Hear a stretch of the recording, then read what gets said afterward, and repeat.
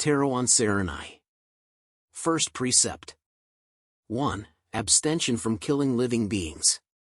The first precept prohibits the taking of life of a sentient being.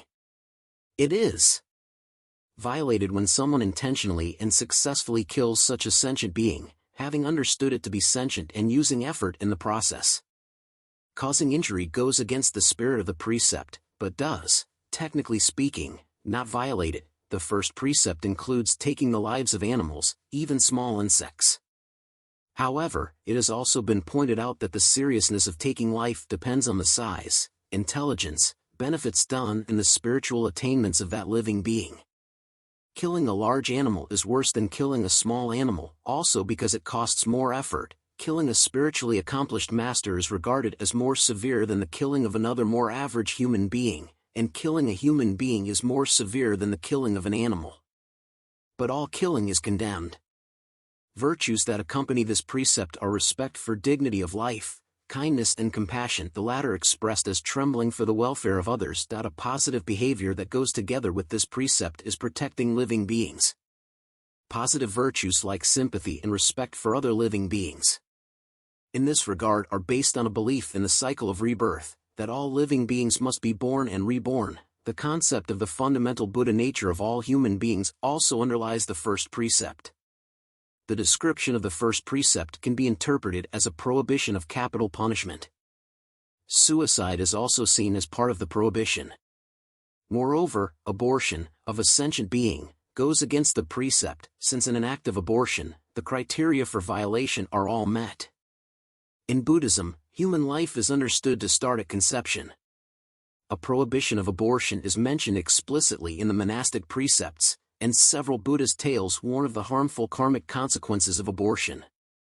Bioethicist Damien Keown argues that early Buddhist texts do not allow for exceptions with regard to abortion, as they consist of a consistent, i.e. exceptionless, pro-life position. Keown further proposes that a middle-way approach to the 5 precepts is logically hard to defend. Asian studies scholar Giulio Agostini argues, however, that Buddhist commentators in India from the 4th century onward thought abortion did not break the precepts under certain circumstances. Ordering another person to kill is also included in this precept, therefore requesting or administering euthanasia can be considered a violation of the precept, as well as advising another person to commit abortion. With regard to euthanasia and assisted suicide, Keown quotes the Pali Nikaya that says a person upholding the first precept does not kill a living being, does not cause a living being to be killed, does not approve of the killing of a living being. Keown argues that in Buddhist ethics, regardless of motives, death can never be the aim of one's actions. Interpretations of how Buddhist texts regard warfare are varied, but in general Buddhist doctrine is considered to oppose all warfare. In many Jataka tales, such as that of Prince Tamiya, as well as some historical documents, the virtue of non-violence is taken as an opposition to all war, both offensive and defensive. At the same time, though, the Buddha is often shown not to explicitly oppose war in his conversations with political figures. Buddhologist André Barreau points out that the Buddha was reserved in his involvement of the details of administrative policy, and concentrated on the moral and spiritual development of his disciples instead. He may have believed such involvement to be futile or detrimental to Buddhism. Nevertheless, at least one disciple of the Buddha is mentioned in the texts who refrained from retaliating his enemies because of the Buddha, that is King Pasenadi, Sanskrit, Prasnajit. The texts are ambiguous in explaining his motives though. In some later Mahāyāna texts, such as in the writings of Asa, Ga, examples are mentioned of people who kill those who persecute Buddhists. In these examples, killing is justified by the authors because protecting Buddhism was seen as more important than keeping the precepts.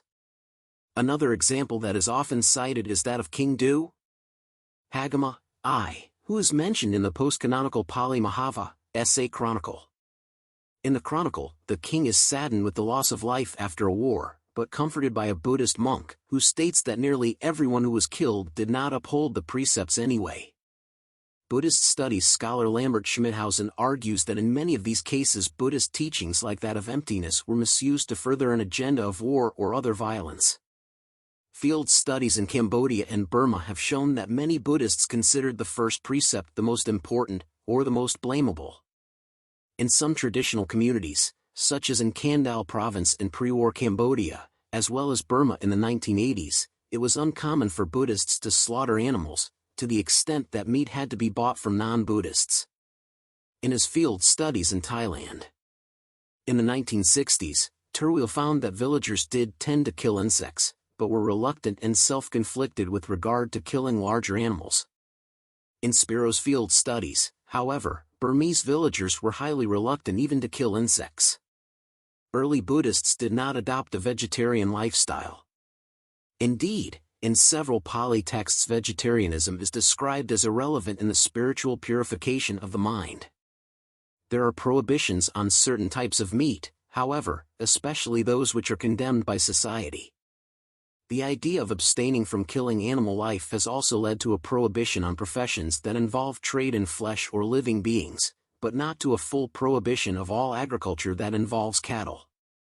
In modern times, referring to the law of supply and demand or other principles, some Theravadan Buddhists have attempted to promote vegetarianism as part of the 5 precepts.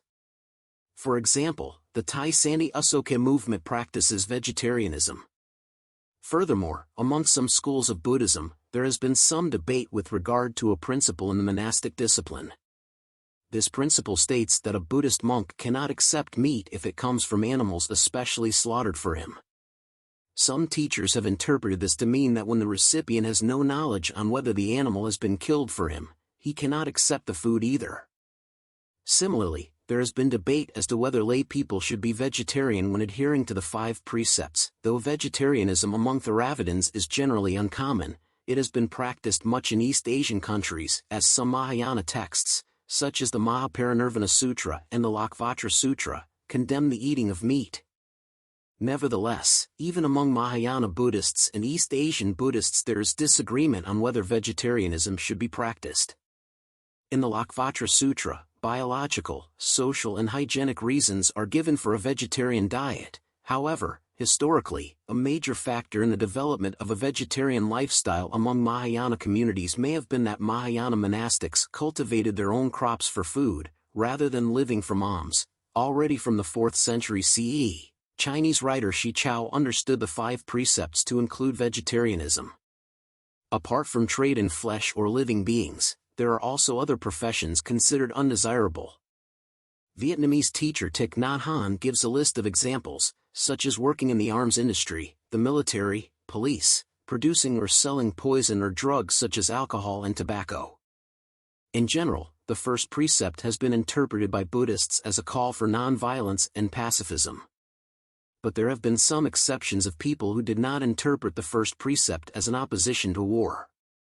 For example, in the 20th century, some Japanese Zen teachers wrote in support of violence in war, and some of them argued this should be seen as a means to uphold the first precept.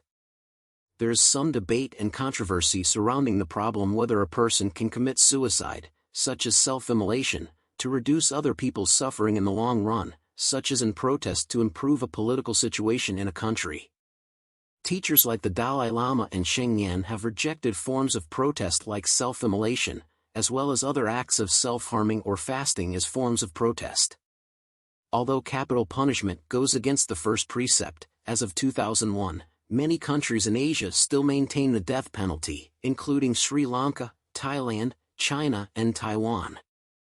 In some Buddhist countries, such as Sri Lanka and Thailand, capital punishment was applied during some periods, while during other periods no capital punishment was used at all. In other countries with Buddhism, like China and Taiwan, Buddhism, or any religion for that matter, has had no influence in policy decisions of the government.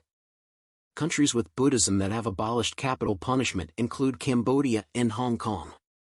In general, Buddhist traditions oppose abortion. In many countries with Buddhist traditions such as Thailand, Taiwan, Korea and Japan, however, abortion is a widespread practice, whether legal or not. Many people in these countries consider abortion immoral, but also think it should be less prohibited. Ethicist Roy W. Purrett, following Ratanical, argues that this field research data does not so much indicate hypocrisy, but rather points at a middle way in applying Buddhist doctrine to solve a moral dilemma. Buddhists tend to take both sides on the pro-life, pro-choice debate, being against the taking of life of a fetus in principle, but also believing in compassion toward mothers. Similar attitudes may explain the Japanese Mizuko-kyu ceremony, a Buddhist memorial service for aborted children, which has led to a debate in Japanese society concerning abortion, and finally brought the Japanese to a consensus that abortion should not be taken lightly, though it should be legalized. This position, held by Japanese Buddhists, takes the middle ground between the Japanese Neo-Shinto pro-life position and the liberationist, pro-choice arguments. Keown points out, however, that this compromise does not mean a Buddhist middle way between two extremes, but rather incorporates two opposite perspectives. In Thailand, women who wish to have abortion usually do so in the early stages of pregnancy, because they believe the karmic consequences are less than. Having had abortion, Thai women usually make merits to compensate for the negative karma. Taro on Saranai. Hello friends, subscribe to my channel, click on the bell icon, thanks you.